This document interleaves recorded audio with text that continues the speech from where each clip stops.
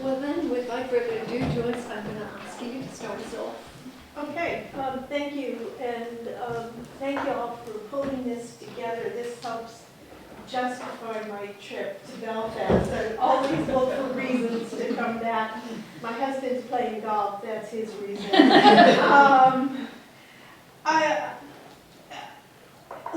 Let me start by framing the project that we're all part of, because this might give you some background. We have a grant from the U.S. Institute of Peace. It's a 2-year grant that is actually now coming to an end, hard as it is to imagine, that specifically was designed to address questions about post-conflict transformation, role of DDR, 1325, but specifically focusing on women and what can we learn, but looking at a range of cases. And because this is funded by the U.S. Institute of Peace, they wanted it to be more than just theoretical, but they wanted us to actually come up with some policy prescriptions if we could. The approach we're taking, we have three theoretical papers, all of which examine a very different part of the question of the role of women in post-conflict transformation. And Fionnuala is one of our authors and has raised some very, very interesting questions about that for us and how we should look at it. Of the others, we're looking at Northern Ireland, Sierra Leone, Liberia, Bosnia, Guatemala, El Salvador, and South Africa. So it's quite a range of cases. There are certain commonalities that we realized as we looked at these cases. One of them has to do with colonial experience and moving beyond the understanding of the colonial structure, the patriarchal structure that's imposed on these different societies. We are asking a lot of questions, not only about where are the women, the question that sort of throughout the feminist literature, but also who are the women, what happened to the women, the invisible women, and the invisible men, because men often play a role, they're affected, and often in ways that are not as apparent as it is with women. But we're also asking a bunch of other questions about what happens to the societies, and can we really determine that there has been a successful transition? In other words, what denotes success when we move from conflict to non-conflict? What role does an agreement play? Is that really an end point, or is it a beginning point? We ask a lot of questions about identity, about stereotyping, about the notion of women of peace, or are women of peace and men of war, or are those just broad categories that obscure issues that don't let us really get to the heart of a lot of the questions. And underlying some of this is also where and how can women have and can they make the greatest impact as societies are transitioning from situations of conflict to post-conflict, if not actually peace. So that's the broad framework for what we're doing. The work that I did primarily looks at South Africa, and I can talk about that later. But I wanted to sort of set out the general framework, and I'll ask my colleagues that, please feel free to add anything if I've left anything out. So. Well, we'll just think about some of these questions. It's good fun. One of the questions that emerged was the issue about taking sides or being perceived to take a side. And the question that emerged from that was, are there any core principles researchers can apply in those contexts to keep focused on gender. So thinking about that question, I suppose that one of the suggestions that was put forward in the literature at one point was the idea of transversalism, and that was the idea that you could belong to antagonistic ethno-nationalist groups, but you could find this common ground, and that's how you could set out your core feminist principles. So the idea emerged, particularly in Coburn's work, but in Yuval Davis as well, although I think she slightly changed her perspective on that now. So it was the idea that women could bridge and bond and have these provisional alliances and put forward claims for justice. Just thinking about that, I think there are plenty of examples of how that has been a positive force in terms of enabling women to keep focused on gender issues that they share in common, even though they have antagonistic standpoints and maybe the nationalist question. But this is a view that other people might want to take issue with. I think sometimes that analysis drifts off into a discourse that suggests that women are particularly good at doing that. So for example, I remember reading, I'm conscious I'm being, this is going to be ask me what women need. They need spaces so there's no technology. Run that man into the bargain. No live tweeting. No live tweeting. Hard live tweeting. I always like everything. No idea how to do that, and I fear the live tweeting.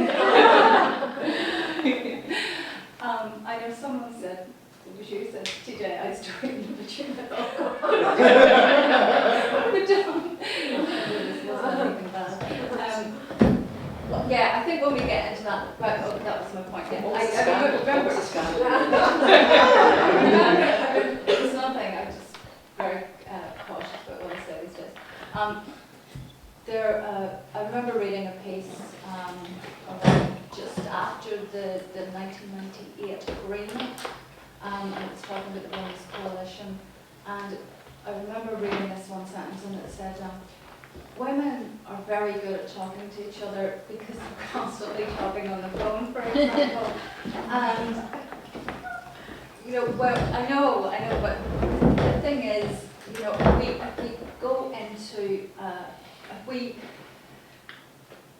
if we allow ourselves to sort of be seduced by a discourse that suggests this is what women should do or this is what women are good at, then maybe we restrict ourselves in terms of how we think about political activity and in terms of how we think about, well, it's not just a claim for justice, it's also a claim to be embedded in structures of influence and to correct the historical injustices in terms of gender and power relationships.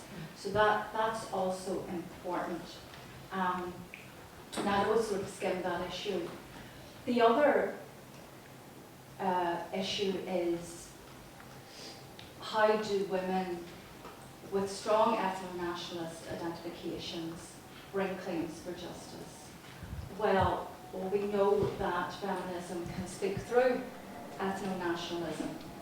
And for me, the point is really not whether particular groups of women agree with those interventions or those claims. But if we look back on the history here, I think we see that every time gender is made political, whether we agree with standpoints or not, we can see a certain ideology of gender becoming troubled, becoming disruptive. It's a new area that's opened up for analysis. So for me, you know, it's not even an issue about taking sides. It's an issue about how we look at a broad fabric with a diversity of women coming from not just different ethnic standpoints, different class standpoints, there's differences in age, there's differences in experiences, religion, there's a whole vast array of different standpoints that women have. So any we is always going to be a provisional we. There is no we except the we that we find, the way that we construct, in my view. What is much more problematic for me is the appropriation of feminist ideas by external agencies. That for me is very, very problematic, because I feel that if you look at what different groups of women have done, they have been able to maintain and retain that idea of gender justice. But once it's appropriated, once that claim for gender justice becomes appropriate by other groups and is placed in the service of other interests, let's just say ethno-nationalist interests, then for me that starts to smother those claims for justice. So that's more my issue, to be honest with you. And I was reading a piece, it's a little bit dated now. It was a politician describing a feminist activist. And it started with a bizarre construction. And it said, she describes herself as a historian and an author. She either is or she isn't. You know? She describes herself. So you're already suspicious of her. She's walking about describing herself. And then basically the claim was, well, because she had associations with certain feminist groups in the past, then she can't make these claims for justice on behalf of women. You know, so there's an example of not what she was saying at this conference or this event. That wasn't what was important. What was she saying about women? But what her background was, what her political affiliation was. And we've seen it in other cases with sexual violence and those kind of issues that have emerged as well. So look, those are my thoughts for what they're doing. Very interesting, thank you. Yeah, so on some of these themes we were talking about, I'm just going to hit on one or two that particularly preoccupy me at the moment. And one of them is this theme of insider-outsider researchers for conflict societies coming in, going out. And I've been particularly influenced, I think, this year by a book that I've recommended to everybody, so I'm recommending it to, I don't know this woman, but I think I should be on retainer for her. It's called Peaceland by Sabrina Oxlade. This is a book that really, I think, is a kind of a game changer on the way we think about intervention generally. Sabrina is a political scientist working at Columbia University. She describes basically an anthropologist addressing the culture of internationals, treating internationals who come into space as kind of having a separate culture. So we tend to think of, she uses peacekeeping as an example, but we tend to think of Filipino peacekeepers, English peacekeepers, Irish peacekeepers as different, right? They're all there. But she describes, for example, the commonality, the kind of common cultural import, and the ways in which these groups of individuals reinforce certain kinds of behaviors, norms that are outside of norms. She also includes human rights activists, researchers, and of course gender researchers in this category. And I think in particular I'm struck by the way in which externality has the capacity to reproduce colonial dependency and distorted relationships in conflict settings. So even when we think we're doing kind of neutral work, even when we think that we're acting with good intentions, then in fact what we often do is reproduce certain kinds of relationships and stratifications in societies.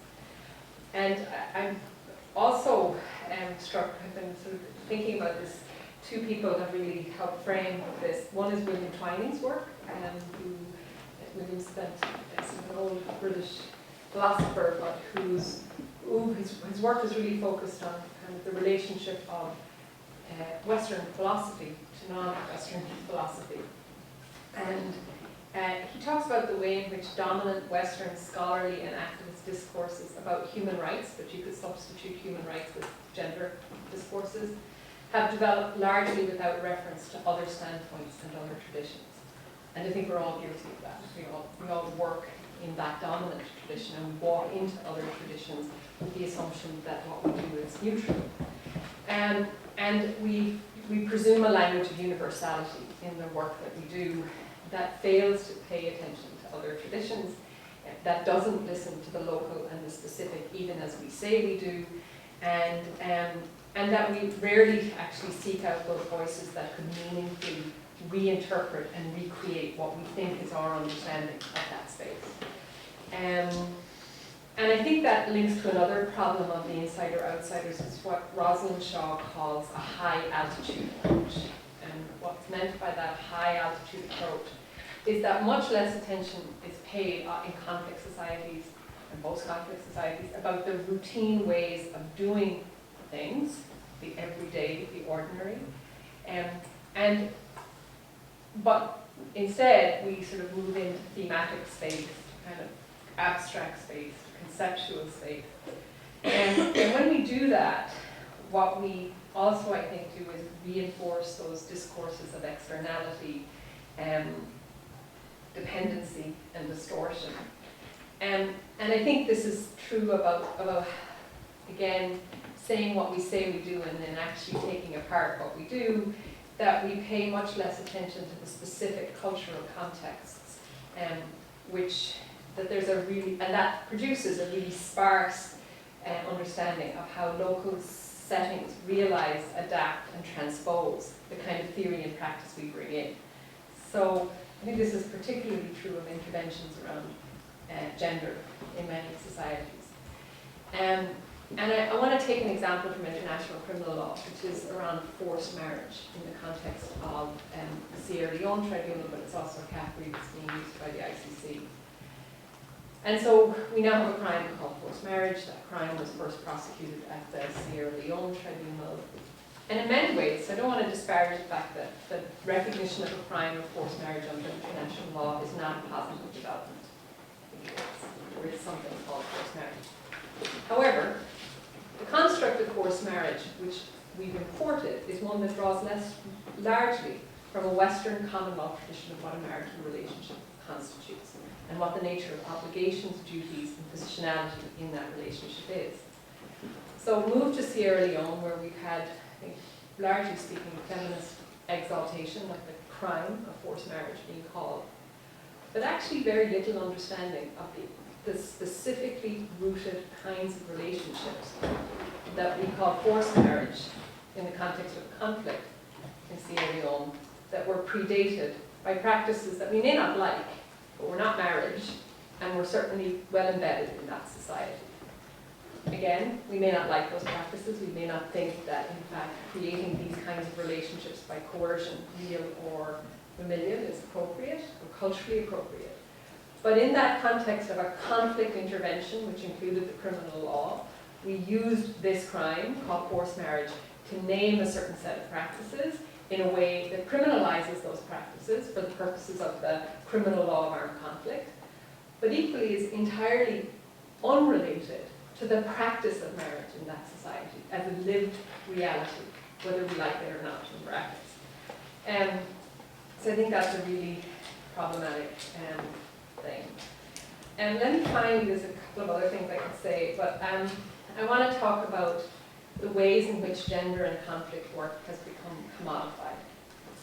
And I think we've seen this area actually emerge as a sort of semi-industry and professionalized by humanitarian technocrats, also by academics, and hijacked by very powerful groups and by powerful states. And so let me give an example. this time last year, we had the 2014 Sexual Violence Conference in London. And some of the people, I don't know if many people were there, but it was so it was led by William Hague and the gorgeous Angelina Jolie, who did come with Brad Pitt, so it's a very big deal, and everybody was beautiful. So, you know, interestingly, the conference took place in a large site outside London, which is usually used for arms trade, actually. It's the single largest site of the arms trading industry. Every year there's a huge conference. The reason the site is so big is so you can get helicopters and tanks in there so people can buy them and sell them. This is where the sexual violence conference is taking place. The site is it's sort of an architecture of the site reveals some of the dynamics. So it's in 3 layers. So at the top layer, there are escalators between the 3 layers. So if you were on a government delegation, you got a badge that let you go up to the very top. So mostly the suits went there, the women got there too, but mostly, and Angelina got there, surrounded by a bevy of men. And the second layer, there were the experts. And on the third layer was the grassroots conference. If you're on the grassroots conference, you didn't get to go anywhere else. And occasionally, folks would come down to the top 2 layers to talk to you. So I want to just use that as a motif for thinking about the kind of commodification. At the same time as William Hague is on page 1 of the various British newspapers lauding the work that the British government is doing on sexual violence in this huge initiative, quietly at the beginning of that week, the provision of services, there was a 10% cut to domestic violence shelters across the UK. So in the same week as you're talking about your work for sexual violence, there, you're cutting provision here. Because you're saving brown women over there, because you really don't care about the white women in your system. So there's this discourse. So I think one of the challenges here is that there's this complete distancing. We save people there, we don't connect them to people here. And there's I think, quite in the international discourses around sexual violence, there's an extraordinary, I think, quite blatant race dimension. It's not by accident that most of the images at the Sexual Violence Conference were of women of colour, mostly from the DRC. There were very few. And this is in the context where the UK has failed to recognise the extension of 1325 to Northern Ireland. So Northern Irish women and the conflict doesn't figure in this conversation because that's not part of the British definition of who's in or out of conflict. So just to say that, I think, is an extraordinarily powerful image of commodification, of hijacking, of othering, and of, in particular, the ascendancy of sexual violence as the only way we talk about gender and conflict, primarily. And I think there's a myriad of issues there. I think there's a huge problem about the way in which this gap between domestic and the international is consistently reproduced. That the work that's done on sexual violence internationally has almost no connection with issues of domestic violence, abuse, and this is true across multiple jurisdictions. I want to say I think that Northern Ireland is a little different, because I don't think it falls in quite the same way. I don't think it cuts neatly across the north-south divide, partly because this was a conflict that took place in a Western democracy, and that in itself, the kind of oddity or absurdity of that, whatever we want, leaves a space for interaction that sort of undoes some of those colonial, post-colonial here, there. But I also think that there's a very unusual form of scholarly engagement in this jurisdiction that cuts across those divides, meaning that women from here primarily are doing work here, and we don't have the hordes of others coming in some ways. I think that's a markedly different discourse than the kinds of discourses we find in most societies where the engagement of is much less. And that, going back to Sabrine Otto-Stayer's essential comment, is that the ownership of the discourse doesn't belong primarily to locals and not to those who come in to reproduce a version of reality that they think sits upon local. Thank you very much. Thanks very much. one of the reasons I was delighted to join this panel was to listen to what I've just listened to and to be a part of this conversation because, you know, I've worked with colleagues well, in my own work over many years. Could I ask a question of each one who's spoken before me? Just one question and then move into making some comments myself. So, very, pardon? It's a great idea. That's great. So, I suppose from Joyce, my question is, why do we have different and what appear to be tougher expectations of this bigger woman or woman that we talk about? Why do we have apparently tougher expectations in relation to peacemaking? And down one of the things I was thinking about, and both of you are very interesting, loads of ideas that I have here, so I'll just pick up one. Do we already speak into a constructed space of discourse? And what way does that affect how we use terms like ethno-nationalist oppositions and the whole idea of taking sides? And for Nuala, one of the questions is the outsider-insider framework also useful for thinking about inside? Because although we're inside and doing research inside, the discourses imposed both within and that are, you know, a product of international engagement and the very thing that you're talking about, the commodification of gender, that has strong influences, I think, of what we do inside as well. So, for my own short contribution, I suppose I'll speak a wee bit against the grain in relation to the business of taking sides and, as I say, the insider that I put to Fionnuala there. But I'm sort of, I suppose I think taking sides is actually required. I think you have to take sides in relation to, in a different frame of the way in which Fionnuala talked about it. But, you know, I think being committed, I know it's an easy, it trips off the tongue, being committed to social justice. But in some sense, you know, I would claim that being committed to social justice means that you're not free of sides in any situation that you look at. But I mean, that's not me using it the way you're using it, Fionnuala. It's using it in the way I saw it first in the set of questions. And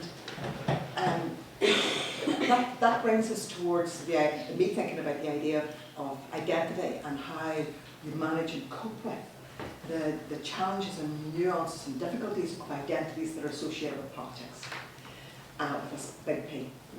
And I suppose one of the ways that I've worked through that is an early interest, pre-TJI interest in women's lives in conflict and how we theorise gender in a way that makes a difference practically. Because I think that, you know, theory is the best practice if we can get it working.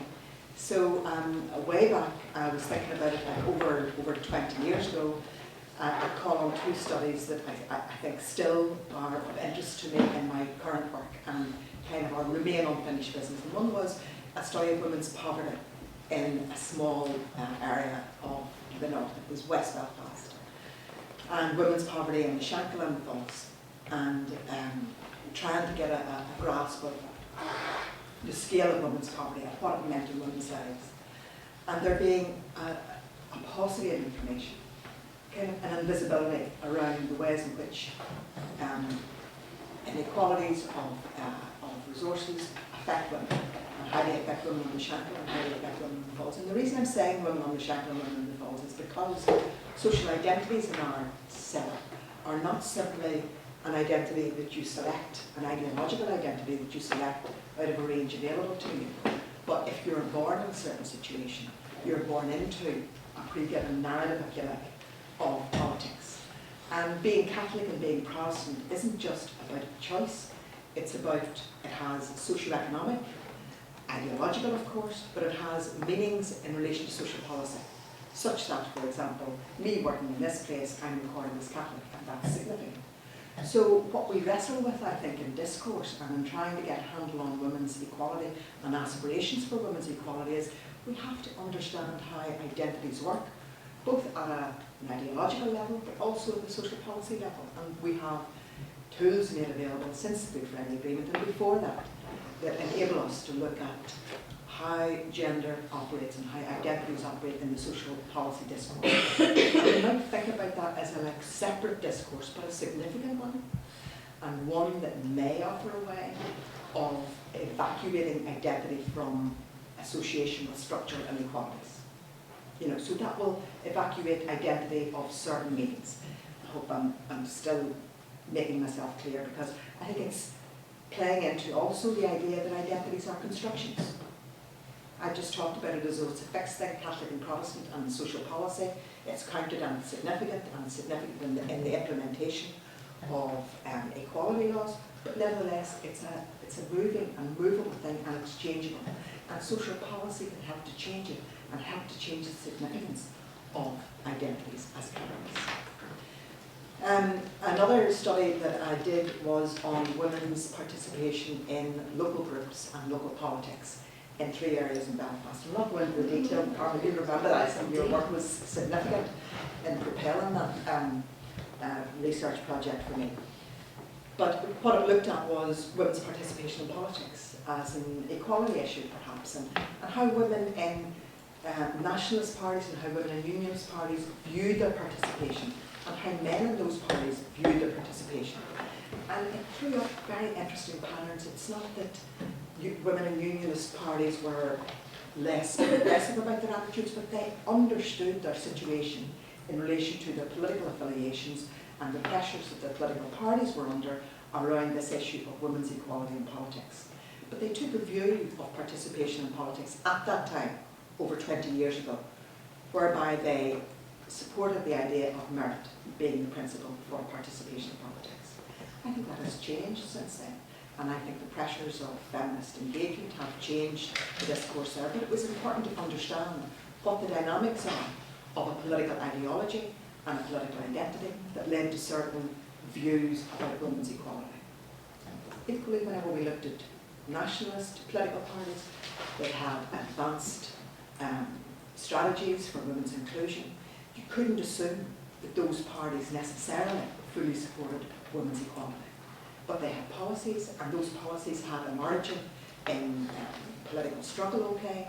But we can see also that in the playing out now, when we look at the situation now, and how those policies are implemented now, there's another story to be told.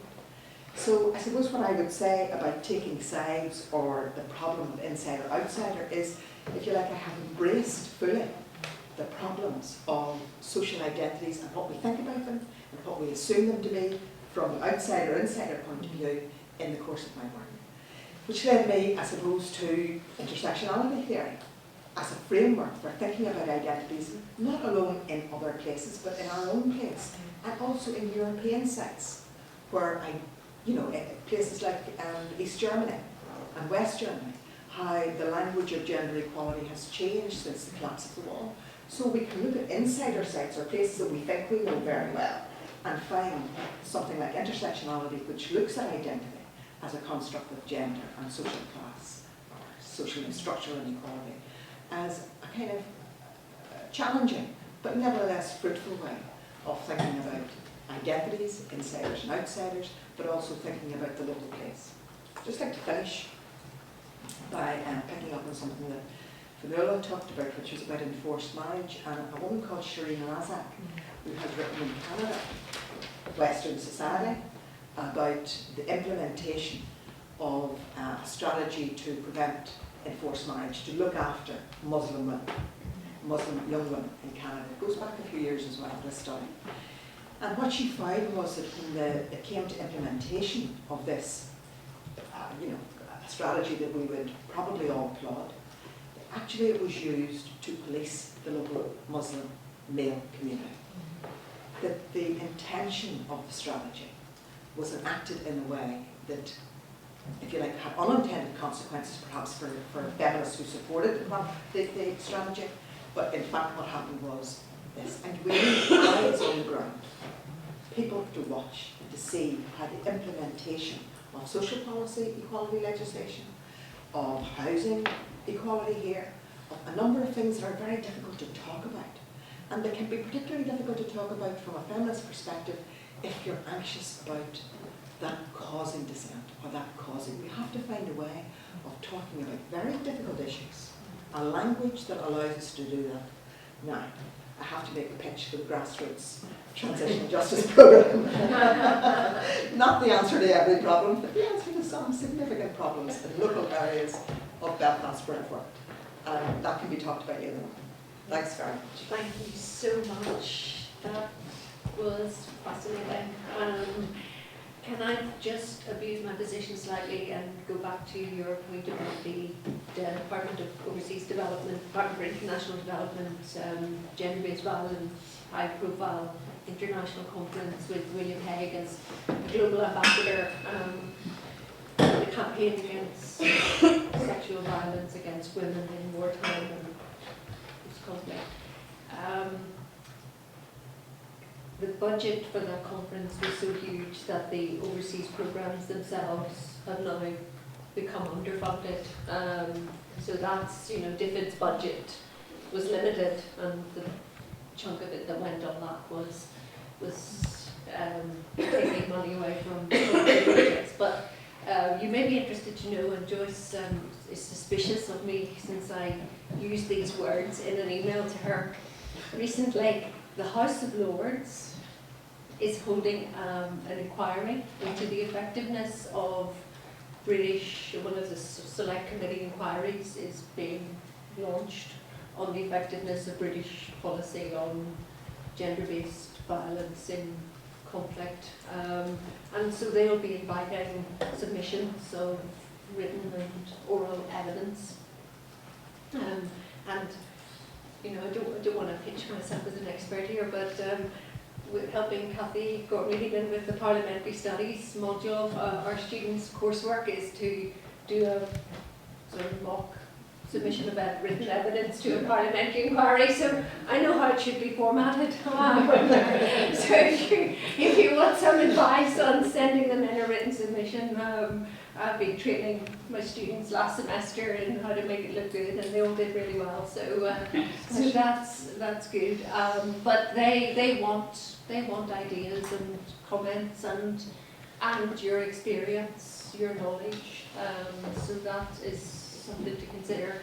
And even though it's the House of Lords, it might still be worth doing. And of course, simultaneously with cutting the overseas budget and cutting domestic violence budgets at the same time, violence against women was going on, and against men was going on in the detention centres for asylum seekers not very far away from the big conference centre in Docklands where that conference was being held. And currently they're not going to publish reports by the inspectorate into those detention conditions in those detention centres.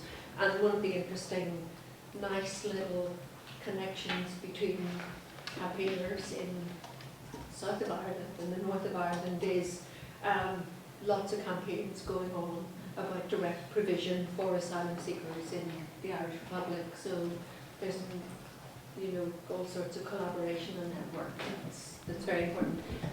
Don't want to mention Twitter again, but I was very touched to see all the people I know on Twitter in Dublin and Cork campaigned their hearts out for the marriage equality referendum, and then after they'd had a night of rest and celebration, first thing the following day on the Sunday, after all the excitement of the result, they were back with their direct provision campaign that they've been working on for ages. So that was that was very interesting. But I think we've got so many fascinating themes here and some little signs of a conversation between the panelists.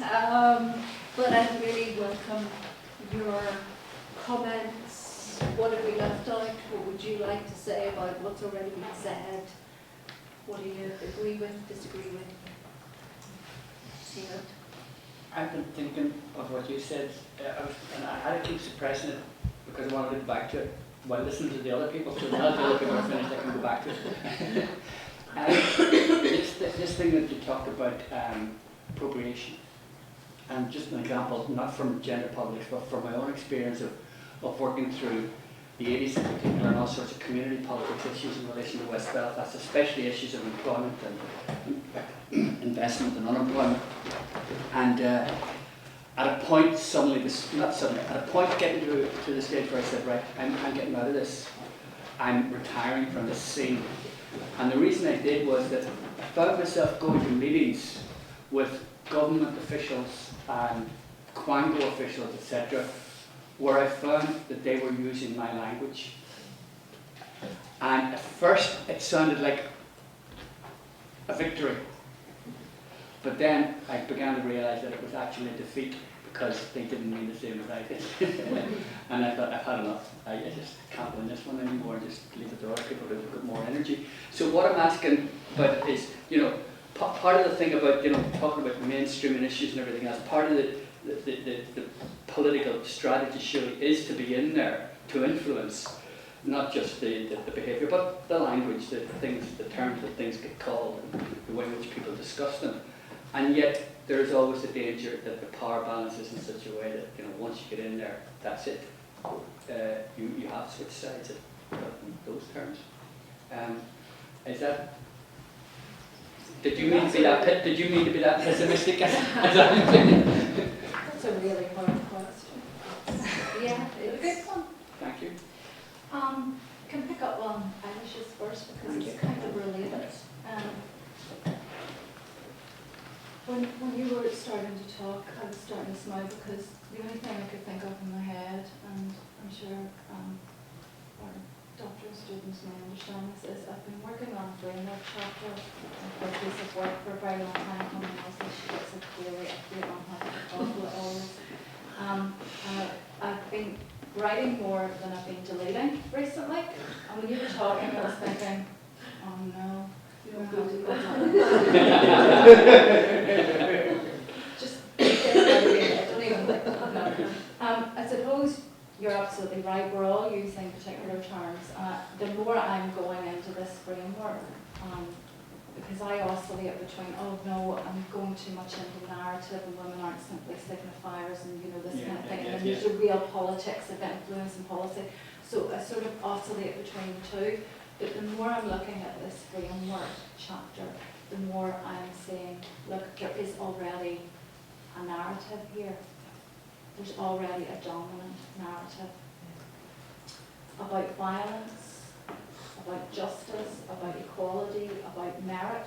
All of these terms are in there in the political realm, and they're being used in ways to not progress women's claims for justice. Are actually being constructed in a way that is stalling it or preventing it. You take that concept of merit, that's a very, very, that to me is a weapon, that merit in political life, So, yes, you're right, I am using mainstream terms, absolutely.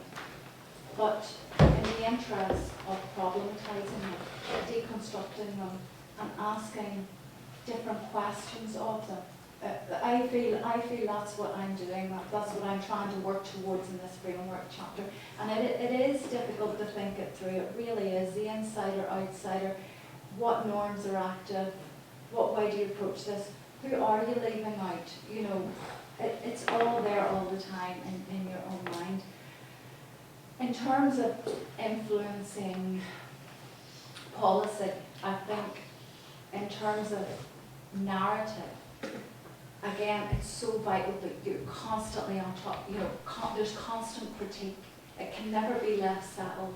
You constantly have to almost get inside those terms and see how they're constructed and how they're made up. I suppose it's that kind of Foucauldian idea of genealogy, where you look at how the struggles create a particular formulation of a right or a justice claim or whatever. And what Fionnuala said about leaving out particular perspectives is also very important, because once you have that kind of bureaucratic, rationalised appropriation, there's so many ways that feminism is appropriated. Once you have that appropriation, I think we start to see new power dynamics in operation. Does that answer your question? Or Starts, probably not yeah. very well? I'm just going to say to Bill, though, that one of the challenges when you talk about the languages being spoken back to you, that kind of way in which there's a hijacking of language, arguably the War and Peace and Security agenda is a hijacking exercise. So, you know, Diane Otto and others have really, I think, very skillfully articulated that at a certain point the international feminist movement saw, first of all, they were marginalized in human rights and international law discourses. So where's all the action? Well, the action is at the Security Council. That's the hotbed of kind of international activity.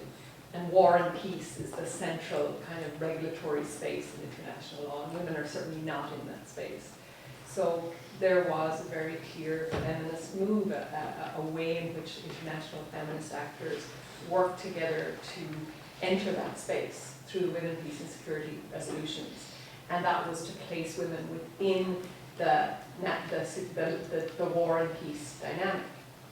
But I think we have to really, I think this work has been done. A critique of that is fundamentally, that was not a free lunch, right? What happened when you made that move is to convince the key rational actors, states, of what they were going to get for that trade. Why did states rush to embrace the Women, Peace and Security agenda? Well, cynically you could say they did that because it offered them the possibility of looking like the good guys, that they move into a protective mode, and what that reproduces in international law is a modality where women, quote, are fragile, vulnerable, in need of protection. And so even as the first international peace and security resolution had language of autonomy, we lost that language. Over the course of the next 6 resolutions, that series of resolutions moves to being about sexual violence. That's where we've gone. And Women, Peace and Security agenda is about rape, fundamentally. And states get to look good by saying, we condemn rape. And at the heart of that conference, of women, not men, right, apropos Philip's work, but also that, as Cynthia Enlow said, sometimes exposing rape is deceptively easy. And I don't mean that cynically, it is cynical, but what she says and means by that is that we can do a political formulation without addressing the structure of inequality that produces the violence in the first place. And Security Council resolutions have no desire to address structural inequality, and fundamentally don't seek to address intersectionality. So that it's about politics of condemnation, which is very effective and makes women look, so then I think the international feminist movement has to ask themselves, why are we here? Because literally, why are we here? And interestingly, we're not really in space, because notice that on terrorism and counterterrorism, which is really what much of the Security Council work is these days, we're not talking about women, peace and security anymore. We never talk about women, peace and security in the context of terrorism. It doesn't exist. We talk about it in this narrow space of conflict, but as things move away from conflict and into terrorism space, the agenda actually gets smaller and smaller. Alexandra, I know she's been dying to come in, Joyce, so I'm going to. And I was thinking about you when the discussions about the outsider were going on because of your work with interesting explanation that described it, because that put into very nice and academic and professional words. It was even more. And from it, something that I noticed when I was conducting my interviews in Colombia was that there was a move in the women's agenda, in the local women's agenda, because of international IRiSS pressures to adopt 1325. It was a good move because it offered women's organizations a framework to put into the international and policy agenda the proper words that they need to advance their claims. But it also means that when the resolution was adopted by the government, it was done by the government, obviously, as you say, government will pick what is more fashionable to promote, and that was sexual violence and rape. And this is where international agencies started to impose an agenda on women's organizations. And it was only when women's organizations started to talk in these terms, they started to work for them. And this is what really happened, is told by them, basically. But the other problem was that those agendas that were related to tackling structural inequalities that have led to this increase and tolerance of sexual violence were put aside. Those issues about women's autonomy, particularly in areas that have been highly affected by forced displacement, were put aside again. So the fundamental structural elements of gender in conflict that goes beyond sexual violence, that is a very important issue, but all of these issues were basically displaced and back, and that was a loss. However, it's true that because of this, the other side of the coin is that because of this international pressure, and the IRiSS with their money and their funding to encourage women's organizations to support September 25, they got a place in the international picture of conflict and peace building. And that was, again, no question about it. But the local agendas, the cultural elements of this diverse multicultural society, for example, the agendas of the Afro-Colombian women, they were totally diluted in the 1325 discussion. The agendas of the indigenous women's movement, who has been since the 50s, is a very, very old movement that has been there. Again, was, moved somewhere, and it hasn't come back. So yes, there are gains when you bring international feminist ideas into the local, because it's like a waking up. But at the same time, it's a big sacrifice of the local cultural identity and social agendas that women were fighting for many, many years. So I do engage with the purpose of Do you want to see? I'd like to shift a little bit, and it has to do with the whole question of the international agendas and how they change, because I think it's a really, really important point. I mean, when Fionnuala talked about now all of a sudden, we see terrorism and cyber terrorism, and well, what happened to some of these other issues and the struggles that had been so much on the international agenda, and now less so. And it also comes back to the question you asked about expectations we have regarding women. And I'm not sure this exactly answers it, but it's something that I've been thinking a lot about, because I've been writing about South Africa, and I was in South Africa doing my research. And I met with a very, very interesting group of women when I was there.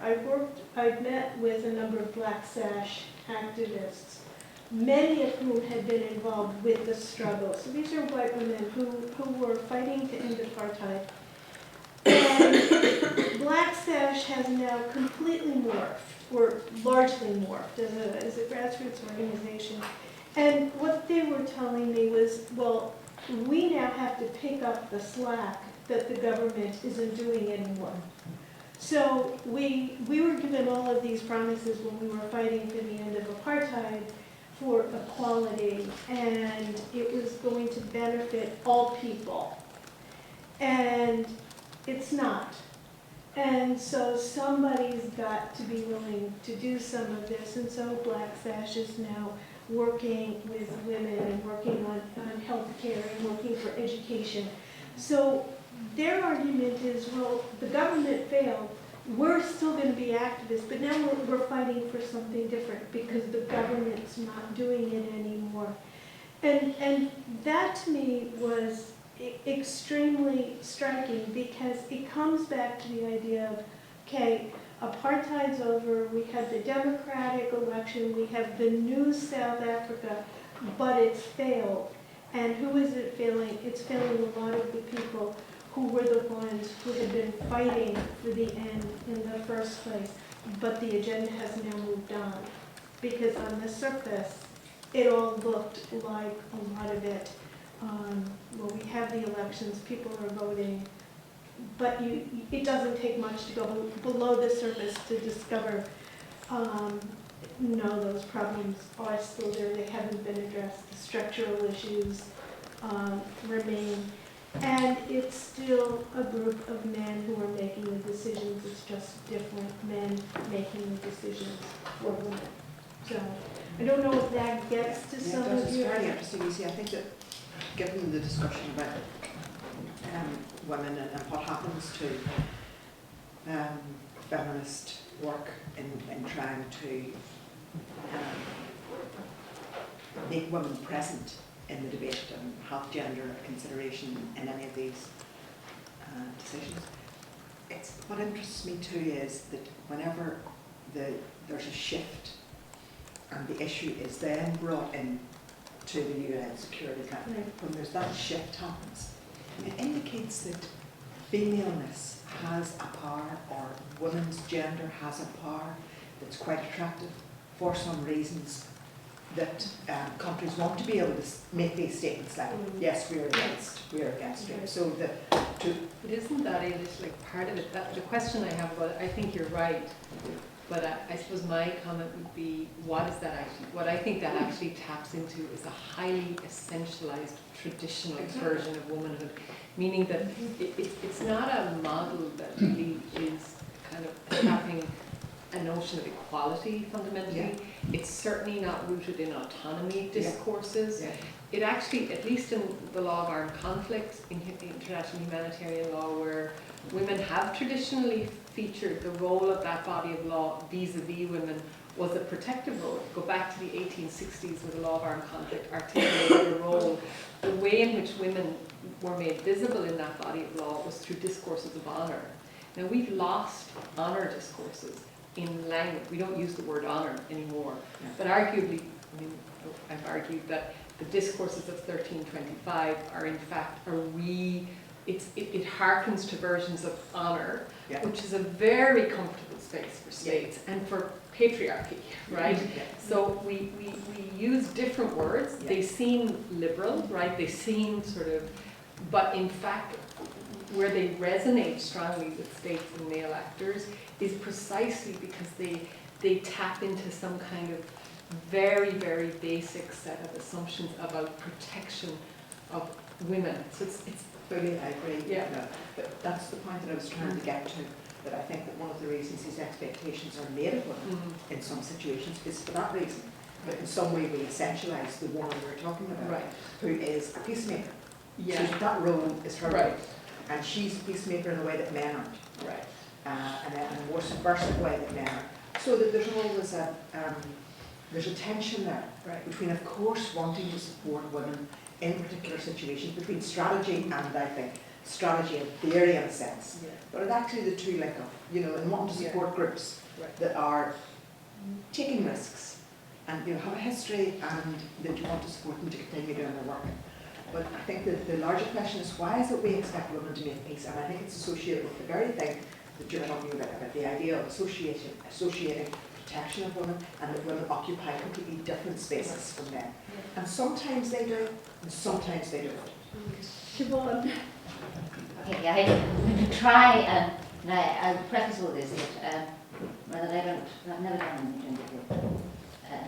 So I don't know how, and I actually want to find out how to look at the way that I'm doing my work through that lens, and some things that Fionnuala said and then have been picked up have triggered a lot of questions about how to look at that question. I've just picked out things. You talked about colonial dependence. You were talking about intervention, so that's the framing. No, I mean, you talked about colonial dependency, and you talked about the separation of the domestic and the international, particularly in relation to women and focus on sexual violence. And I'm trying to frame that in looking at my field as use of force, but I'm going to be looking at peacekeeping and use of force in Haiti. And going to Haiti was my first experience of visiting a place on the ground and seeing intervention on the ground. Now, there is serious sexual gendered issues in Haiti. Sexual violence, yes, is one, both by the mission and by armed groups, but also within in the employment sector. Most of the employment is in sweatshops, and the women basically have to service the male managers in order to retain their jobs. And the men are unemployed, causing the problem of they become targets for because they're criminal gang leaders because there's no work, and women are being targeted as criminal gang leaders. Use of force is quite liberal. This is an understatement. And women and children get killed.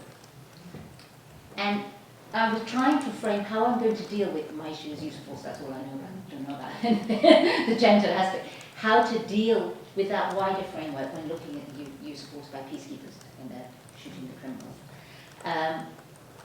And the two questions that came up, the colonial dependency and the separation between domestic and international, at least in that context, perhaps not in all interventions, but aren't they, to some extent, the purpose of the intervention is to maintain a form of colonial dependency and to separate between the domestic and the international, in order to, because one of the reasons for the intervention in Haiti, or there's a whole broader interventions, is to support the elites who are maintaining all these sweatshops so that there's security there. So that the military intervention is there to support a system that is, in its structure, causing serious problems for women. I don't know what language for it. And the question of sexual violence and gendered inequalities, and proper language please, surely must be linked to the economic situation.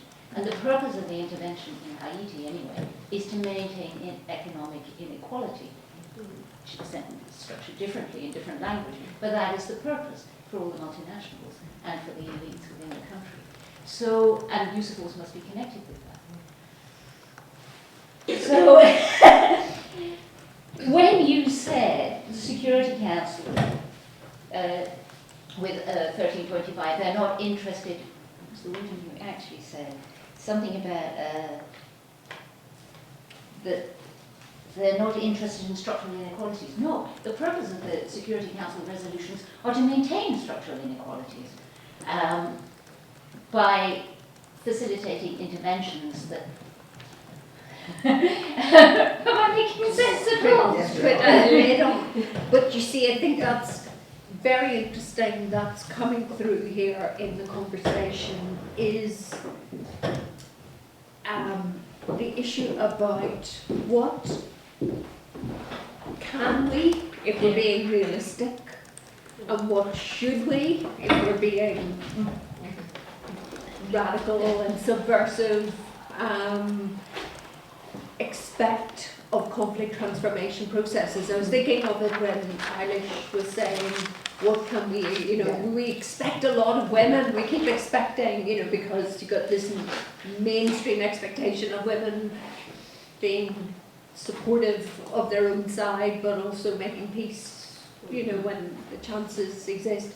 And we're expecting women to do this and also to change society fundamentally. But at that broader level that incorporates positionings of men and women and the wealthy and the poor, and so on. Conflict transformation is working towards creating something like a normal society. And normal societies are authoritarian dictatorships that integrate into the world economy, or they're one-party systems, or they're liberal democratic with the House of Lords, if you're very lucky, or there's some kind of consociational model like we've got here, and they are all they've got violence built into them, all of those. That's what we're trying to get normal levels of violence in our conflict transformation processes. And in some ways, as we all sit around here, all the excitement and intelligence and experience, where's the possibility that we can get something better than a normal liberal democratic society like the UK is, where there's routine abuse of asylum seekers and it's impossible to reveal it, or domestic violence and young people being killed by knife crime, and an austerity budget that's making life really, really severely unpleasant. Because one of the issues that is a theme, or maybe a trope, a kind of side winding metaphor among feminist ideas about peace and conflict, is that there's an opportunity to make things better. But are we only making things better for an elite group of women who will benefit from the limited space that opens up? Or is there a different kind of better? Or is that really unrealistic altogether? Because I think you've really put your finger on a really important question. But Bill's going to come in on It's that. coming, what's that old, was it Anatole France or something, who said the poor as well as the rich are free to sleep under the bridges of Paris, knowing that the rich would never have to sleep under the bridges of Paris, you know. So like, it depends, what do you mean by freedom, what do you mean, we're talking, there's a lot of this going on about terms and what we mean by things.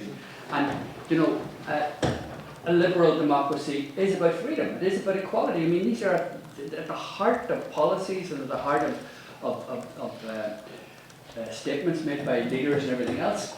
But they mean certain things by them. They don't mean necessarily what you and I mean by them, and that's the point. Is so that when you go in using words equality and freedom and all, they say, oh yeah, we know exactly what you mean the same as us. And where do you find the space then to say, no, I do not mean the same as you, I mean something entirely different from what you mean. And so, for example, what you get a formal equality which doesn't do anything to damage, dent, or certainly not destroy the neoliberal model. The neoliberal model is built on inequality. It cannot survive without inequality. So when you go in and say, you know, we want equality, and say, no, you've got equality, it's an equality of immiseration. It's an equality of people at the bottom all being equally poor or equally having no chances, if you know what I mean. So that's, to me, the issue about how you challenge the discourse. That's what I was saying about, you know, feeling that these people are using the same words as me, I'm out of here. But that was the coward's way out. But just one other point on it. It then raises for me the question, if that's the task, is this task bigger than only feminists can do? Right? So, like, that task of really critically denting neoliberalism is a task for environmentalists, it's a task for, you know, people who are working on the arms trades. But, you know, it's all sorts of people But need to dent that. it takes all of that's true, right, at the macro level. I think what, in part, whether it's this fallacy or not, what distinguishes the conflict and post-conflict space is that there's an assumption of opportunity in that moment, right? So in a normal course of liberal discourses, however we define liberalism, there's an understanding of sort of existent constraint, that you work within certain systems, that there are pathways, and sometimes those are ruptured, like marriage amendments are good examples of that, where sort of certain settled assumptions become undone by generally collective movements, which are rare. But the thing that's unusual about the conflict, post-conflict space is twofold. One is that the fact that in theory all of the old systems are thrown up, right, and everything falls apart, and you have this opportunity to, at least a perceived opportunity to do something new. And there's a real question as to whether that's actually real or not, because I think increasingly those of us who work in transitional justice are much more skeptical about that moment as a genuine opportunity of rewriting than as a moment in which, in fact, elites reconstruct and renegotiate the terms of their compact with one another. But at least externally, there's a perception of potential. And the second thing which goes to is there's also an internationalization of that space. That's different. So most societies negotiating what you've described are doing that by and large internally. But it is the fact of violence that produces this kind of set of interventions, which also create the perception that there's an opportunity to negotiate on slightly different terms, or that there are leverage points to make change. And again, I think those of us who are more skeptical would say, so one way to look at I would tend to look at peacekeeping through the apparatus of it is entirely intended to, it has always been intended from its very earliest conceptions in the 1950s to create and bolster elites. That's what it is. It's an elite structure designed by states for states to reproduce elite structures and to guarantee the status quo. So if you work from that principle, everything else follows, right? And then if you have a Chapter 7 mandate to enforce that, as we do now with peacekeeping, and to protect and You're just enhance using elites, force. and you're using language of like 1325 to channel it into acceptable forms. And so that we're doing good, really. We're not, our colonial, we're creating colonial dependency or whatever, for beneficial reasons. I mean, it's just, to me, it's just a new language to do what's always been done. Yeah. But that's not what you're claiming to do, is it, Siobhan, in your work? I mean, isn't the critique, isn't the framework, the feminist work, I think those things are really important. The research that people are doing in the room, I think those things are really critically important. I do. But what I suppose the miracle question here is, but how do I, from what I've said here, which is how my general stuff that goes in the back of my head, but when I actually do my research, I do a triangle analysis of use of force, and this is the rules here, and this is what. So how do I frame in all that stuff about economic inequality and the sexual inequality when and frame it into, and here we are authorizing peacekeepers to shoot people to maintain all of this layered background. Does that make sense? How do I frame that? Because I have not done gendered and I haven't done anything on economic social stuff. How do I take it out of a doctrinal use of force? I don't think you can do it doctrinally. It's a short answer. I don't think it's a doctrinal answer to this conversation. I think it's not. I don't know. Well, But, I don't know how useful this would be, but as I said before, I've been thinking through some of these issues about different modalities of power, the immense complexity of identity. I mean, if you come to power as multiple, then that kind of analysis can support different types of power. So there's philosophies and politics that you can work through that might be helpful, I don't know. Thank you. To go down the back water there, now you can go back to your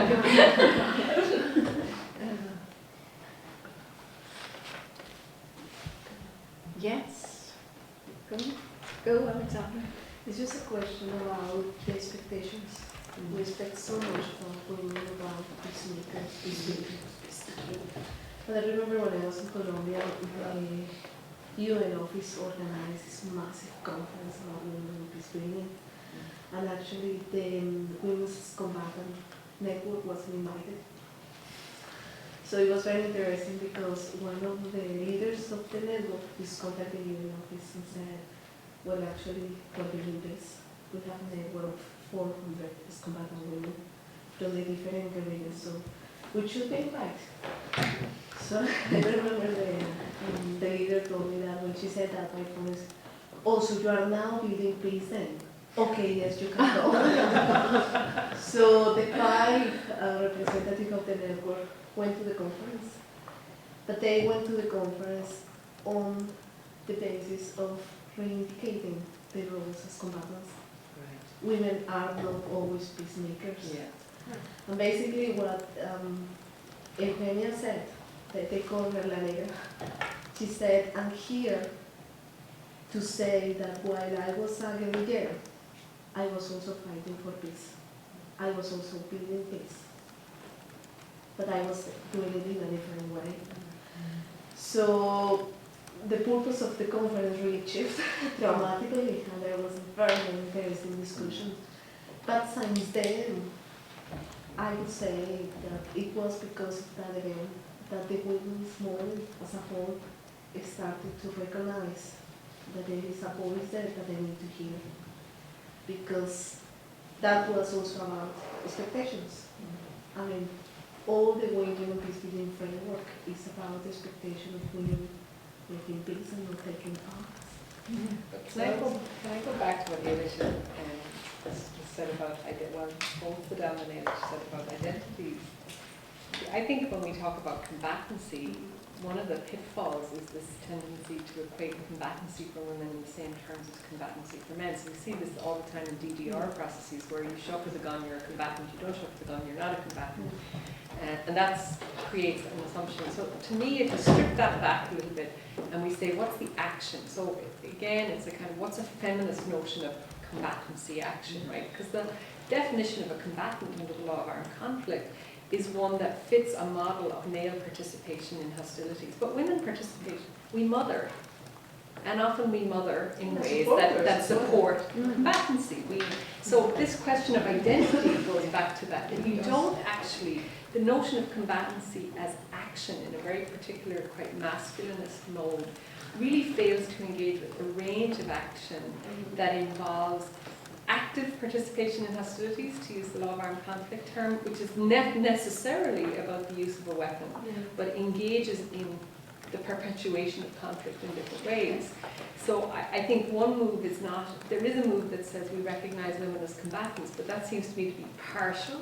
It only gets you so far, because it says if a woman looks like a man, and then that man is a combatant in a particular mode, then women also count in that box. But how do you change a notion of combatancy or participation in hostilities that actually gets at this much broader set of actions that women engage in to reinforce and engage ethno-national identities in ways that are completely inconsistent with kind of peacemaking? It's also the political conviction, because that was, I think it makes a difference when Maria was saying that she has a political conviction, that it was also affiliated to her gender awareness and her gender equality needs at that particular time.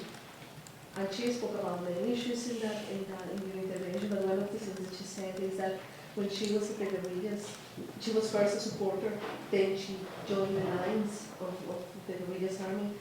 But she also was saying that she was experiencing a sense of gender equality that was new for her, coming from a very traditional patriarchal society. And the rest of the women that were there were able to engage with that discourse, whether we like it or not, whether we think it's real or not. But for them it was there. So it's another kind of discourse that goes beyond to taking arms or choking or taking part of the battle. So I found that. There's research that shows that women in Eritrea said the same thing, that for the first time in their lives, combatants, they felt equal to men because they were fighting together. And I know it is an hour thing, but one of the things about admitting combatant women to the debate, which is something that would be much more difficult here, for example. Well, here they don't talk about it. That doesn't exist at all. But the point is, it's undeniably agency. That's the point. You know, no matter what else you think about it, it's agency. So it's sort of. And also they put it in the, which was very interesting for me, in the terms of choice, which normally you tend to read in the literature that women join not because of the economic circumstances. There is an element of choice there that is quite in the mind in the literature. Looking for somebody who hasn't already spoken, I'm using a binary, I'm using binaries here. Just to invite people. Please. I don't know, I don't really have any particular question. No, I mean, obviously it's kind of the kind of thing that I look at, kind of addressing kind of similar issues in terms of the structural inequalities. So I think those issues are very important. It's you know, it's really, you know, if you're talking about gender and you're talking about poverty and you're talking about conflict, and so does a poor woman in conflict suffer for being poor, for being a woman, or for being in conflict, or because of all three, which is more important? With, you know, that all depends on the local context. So I think those are kind of very interesting issues that have been raised, at least from my perspective. But I think that kind of gets to the root of the issue, and of course the idea of those everyday kind of manifestations of violence that are built into society, which is exactly what I would agree with. So as to whether there is a way to go beyond that liberal democratic model, Well, maybe we can't, know. but being aware of that is good. I think if people know here's where this might stop for a while, so now we know what we have to do next. I mean, I think what's very interesting about what everybody's been saying so far is the key thing is being aware of the framework, what's possible, what isn't possible in that sort of institutionalization of legal doctrines that you're not going to escape from, but also to be aware of your own position, your ambition, your prejudice, your particular orientation and experiences, so that you do the self-reflection. But I think it's very useful to know what are the limits of realistic expectations in this particular context. Is it worth getting this? If it then gives us a stepping stone to something different in the future, that's, I think those are important parts of the framework. And Dara, what you said, just following from Vanilla, Yeah, exactly. ethno-nationalist identities, let's call it that, all on coats. Have structural form, are very often structurally formed, and so the structure and identity aren't separate things. And I don't know what the situation is in your research, Siobhan, but the structural nature of a society, in some senses, could feature, can feature in any analysis. But so ethno-nationalist identity isn't something that floats free on. Absolutely, it's integral to socio-economic structures. And I think it gets to that issue as well of, obviously you're talking about the need to look at the local context and not just kind of impose this international law thing. But then on the other hand, you've got a society like Siobhan described in Haiti, which is already very unequal itself. So it's, you're kind of stuck between, a bottom-up inequality and a top-down inequality. So it's like, again, that makes it very difficult to see where is the space to affect change, I think. Same inequality. It's the same inequality. Yeah. Enforced differently. Middle approach. Who knows? Christina. So really interesting discussion from everyone. I think for myself, I'm looking at female combatants in Northern Ireland, and I really kind of pick up on what you say about what is possible and what is not really possible to do. And I think what's important for me looking at the kind of like essentialist narrative of identity at the moment, like so the male warrior and the woman victim or the woman peacemaker kind of as a movement often that. I think those kind of any kind of disruption of this narrative that we can kind of build on, it's like small steps. You're not going to suddenly just get an inclusive narrative that is going to lead to a framework that will allow for some equality, and suddenly female combatants are brought to the table as they're the people that they were fighting with, as the males they were fighting with. And I think we need to get those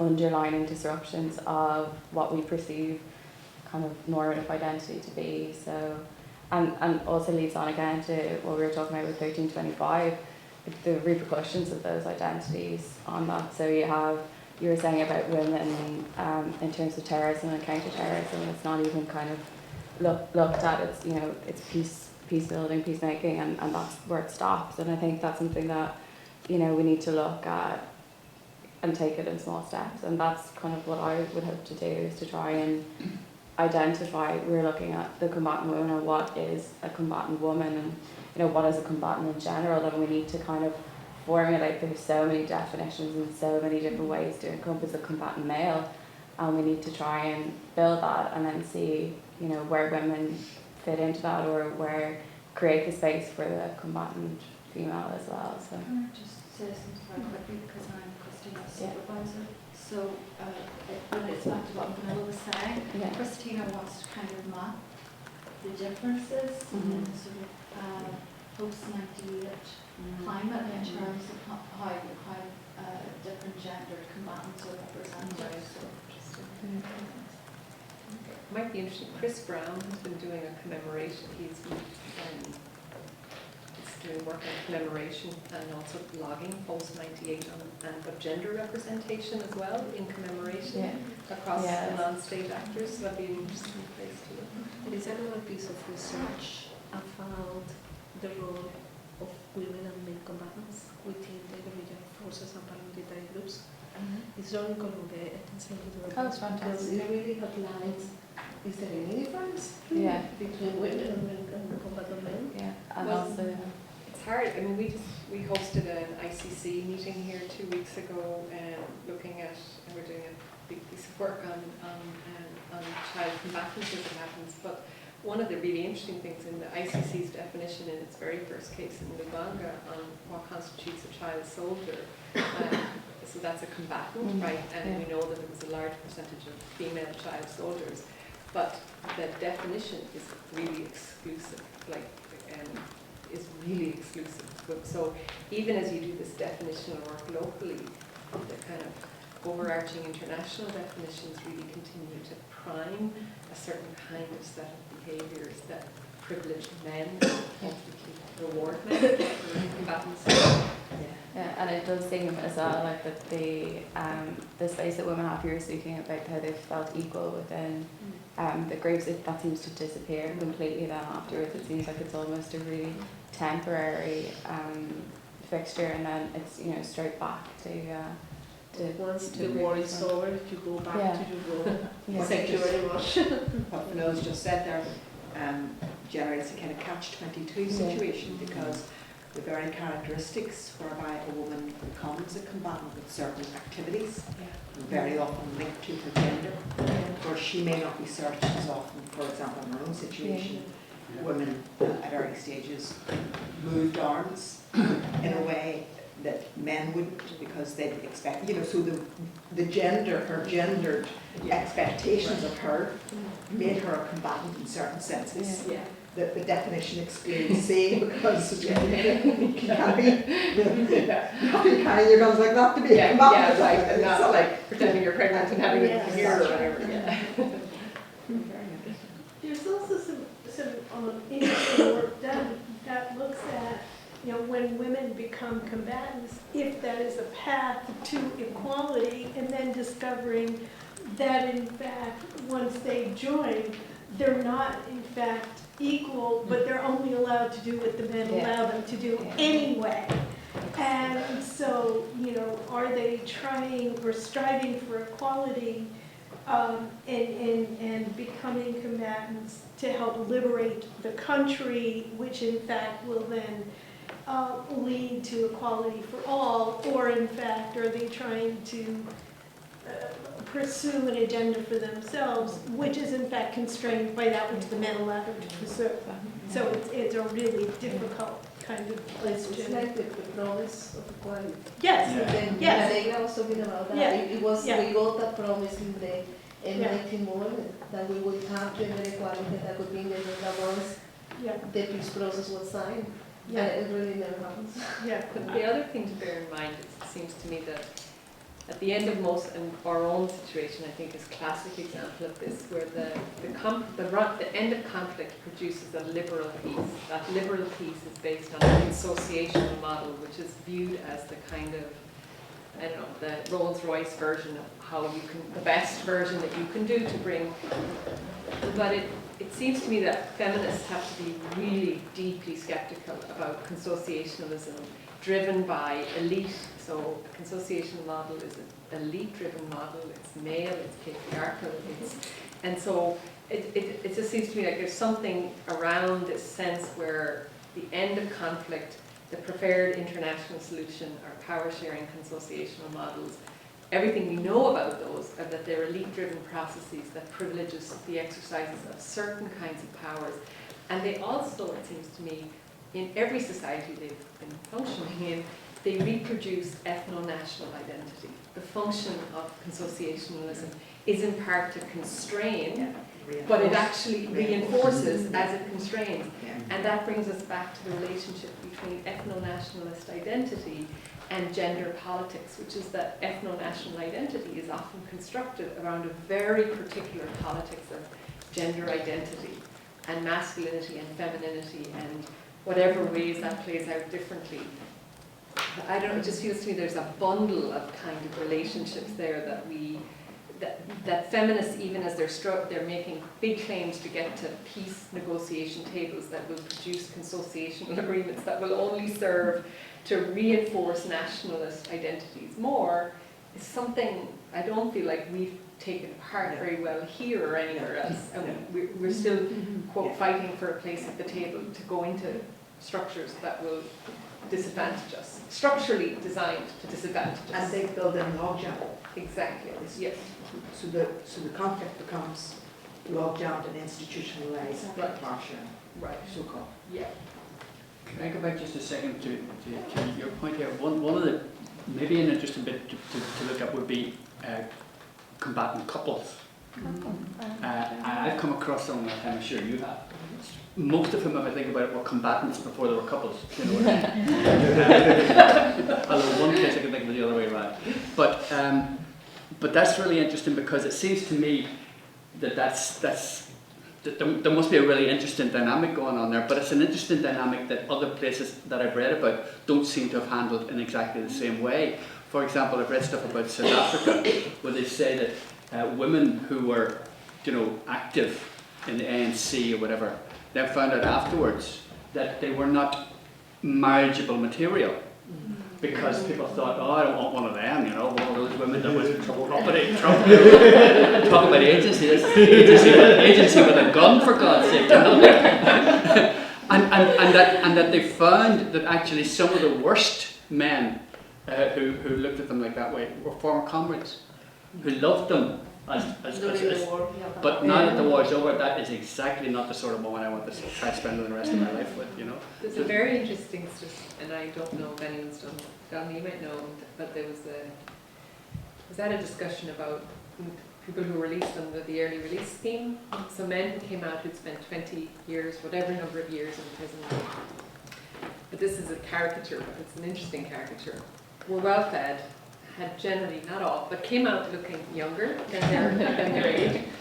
Often then went back into relationships where their wives looked a lot more careworn because they had the entire responsibility of sort of managing family life. These relationships fall apart, these men remarry. There's this very interesting pattern of remarriage among ex-combatants. And second family. Second families. And so that gender pattern is really interesting about where the burden of care and those women were effectively, they were severely policed during the course of the conflict in terms of other relationships or a duty of loyalty to their combatant men and a role in the movement. It was a communal loyalty, heavily policed, which was a kind of a moral boundary on what their appropriate behaviour was. But and then become punished in the aftermath for kind of when.